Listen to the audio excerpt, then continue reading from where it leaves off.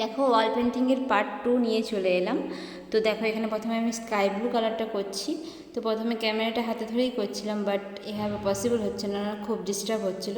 যেহেতু এক হাতে কালার ছিল, এক হাতে তুলি ছিল, তাই নিচ থেকে ক্যামেরাটা সেটিং করার জন্য দেখো এখানে ময়ূরের পালকটা একটু ঝাঁটার মতো কেমন লাগছে শেপটা। কিন্তু তোমরা যখন উপরে উঠে আমি দেখাবো তখন ঠিক বুঝতে পারবে কীরকম শেপটা। তো প্রথমে আমি স্কাই ব্লু কালার দিয়ে এখানে টেনে নিচ্ছি শেপটা আনার জন্য। তো একদম সহজ, তোমরা চেষ্টা করলেই পারবে। এরপরে আমি দিচ্ছি লাইট গ্রিন কালার, মানে স্কাই ব্লু কালারের মাঝখানে মাঝখানে আমি দিচ্ছি লাইট গ্রিন কালার। আর এই যে মাঝখানে যে শেপটা রয়েছে ময়ূরের পালকের, ওখানটায় দেব গোল্ডেন কালার। তো তোমাদের কেমন লাগছে অবশ্যই জানিও। নেক্সট পার্ট 3টা খুব তাড়াতাড়ি আসছে। এই যে দিচ্ছি দেখো লাইট গ্রিন কালারটা। তো লাইট গ্রিন কালারটা তোমরা এরকম আস্তে আস্তে ধীরে ধীরে দেবে। এবং আমার দেখো এখানে তুলিটা কিন্তু সরু মোটা হয়ে যায়, তোমরা চেষ্টা করবে আরও পারফেক্ট করার।